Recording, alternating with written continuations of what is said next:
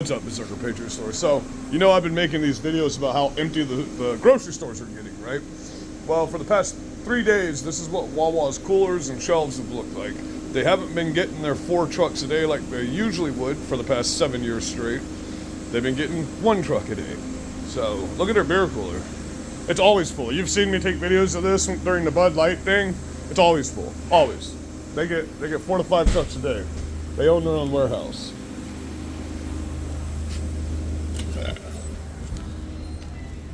Let's come out here. Their chips are pretty empty.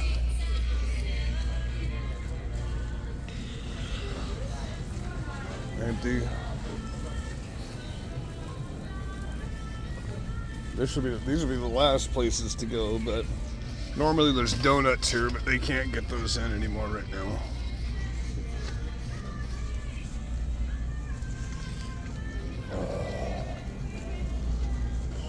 2 liters are pretty empty up here at the Coke area, which who cares about Coke, right? We're too white to drink Coke anyway.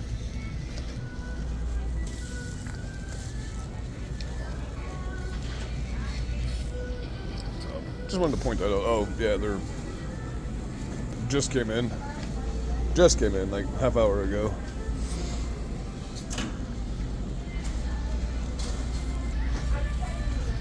Just like the other places. So, you see what they're doing. The places that they don't just outright have empty holes, they're having the front things. And people gotta understand about Wawa is they own their own gas refinery, they own their own warehouse, they own their own distribution, everything. That's why their products are $3 to $4 more per item than anywhere else. And that's another reason I laugh about these kids that say they're broke is you'll spend $35 to DoorDash a fucking lighter from Wawa instead of getting in your car and driving 2 minutes down the road. So you kids can't bitch about being fucking broke when you're using Grubhub and fucking DoorDash all the time, and they literally add a $20 to $30 extra charge on whatever you're buying. So what you think broke is and what broke really is, you're about to find out what broke really is. You're about to find out what hungry is. So let's progress this. For a year, I've been taking these videos of the grocery stores thinning out, and it's been getting worse and worse and worse. You've been able to see that throughout you can put my videos together and watch the grocery stores go from getting regular supplies to not getting a damn thing that you would normally see in the grocery store, to just having whole sections empty. I don't know if you guys noticed, but after COVID, all the Walmarts, Walmart markets, Winn-Dixie's, all that, which Winn-Dixie's done, by the way, they're gone. They were bought out. They no longer exist. They were bought by Aldi's, in case you don't know that. So all your Winn-Dixie's are about to be a German franchise. Go! And no longer American stores. But after COVID, they downsized everything, including Walmart. All of their shelves are a foot shorter and 3 feet shorter in length. I want you to look at them and remember what the shelves looked like 2 years ago. They shortened all the shelves and they shortened the length and the height of all the shelves. I was talking to one of the managers about this the other day, and I'm like, you know, people don't even notice that happened. That during and after COVID, Walmart did all these huge renovations and all this other stuff. And I also want you to understand, every single business in my town that went fully automated during COVID is now shut down. They didn't make it because people don't want that fully automated bullshit. They don't want to go in and have to deal with a machine. They want to deal with human beings. So just keep in mind that you need food. You need community. You need to know who your neighbors are. You need to speak with your neighbors, because I promise you, you can know your neighbors for 30 years, but when shit hits the fan, if y'all don't have a plan and you're not prepared, they're gonna be the first ones to rob you and take all of your shit. That's just the reality of an emergency situation, because you're not their blood, and they've got blood in their home that they have to keep safe, and your life is worth less than their family's life is. So remember that. You need to come together as a community. You need to pay attention to what the fuck's happening in Russia right now. They're like super close to launching nukes at Ukraine at the moment. They're just waiting for China. That's a fact. They're waiting for China to be ready to invade Taiwan, which looks like that's happening very soon. If you're not paying attention with all the military movements China's been making just in the past 2 months that you're not hearing about on the news, because once again, they found a way to distract you with an election. You know what I mean? So, you guys really need to wake up, man. It's getting really fucking bad out here, and not one of you are paying attention to it. All you, what they call normies out there, is what I call unawoke people that aren't gonna survive in the next 2 years. You're not gonna be able to survive, and we're not gonna help you. We can't sacrifice what we have for our loved ones for you, okay? So when the shit hits the fan situation, that A24 movie was dumb as hell. That's not like it would happen. Like, why would Texas and California team up? None of that shit would happen. But what kind of American are you? And the majority parts of the communities and the places that have the food and are prepared for this, that's exactly how that's going to happen. There's going to be no mercy for you.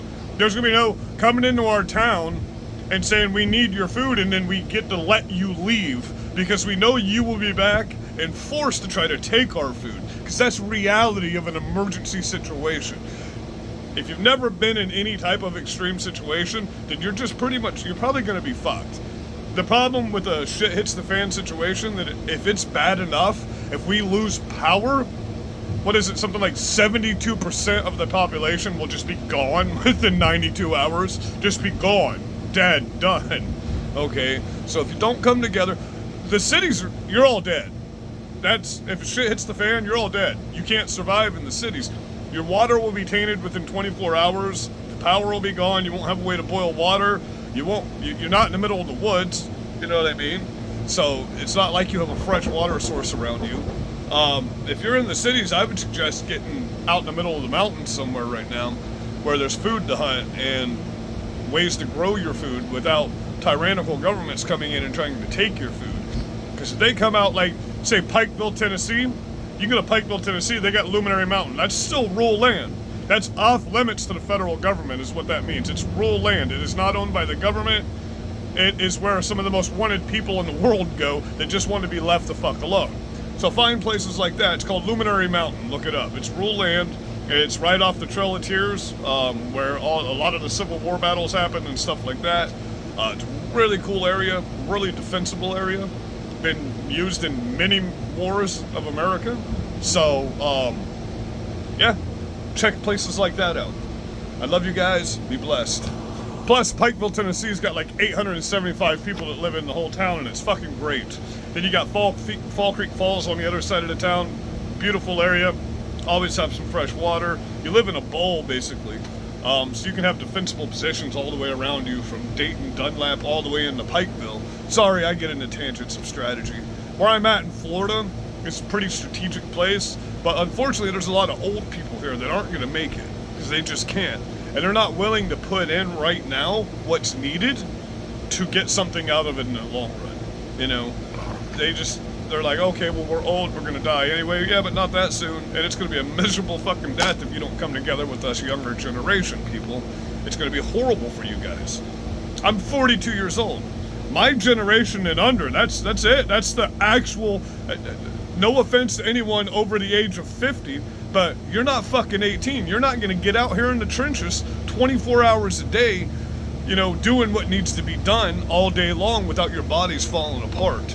It's just reality. It's medical fucking reality, especially if you've pushed yourself hard your whole life. So at 42, I'm not going to get out here and do what 16 and 18-year-olds are going to get out here and do. That's just a fact. I do my best, but, you know, I'm going to be hurting a little more than they are when the end of the day comes. But I can still do what needs to be done. I can get out here and I can run 12 miles with my 160 pounds on without crumbling. Just fine, without losing any breath in my lungs. Now you notice my face isn't swollen today. It finally started going down this morning. I don't feel a whole hell of a lot better. I still feel ratchet, but I had to get out and do my jog this morning because the pressure in my face was gone. It's just swollen here and here right now.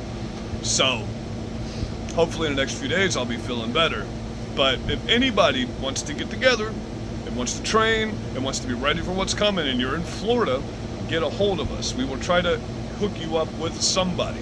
There's like 79 different militias in the state of Florida. So we can hook you up with somebody somewhere.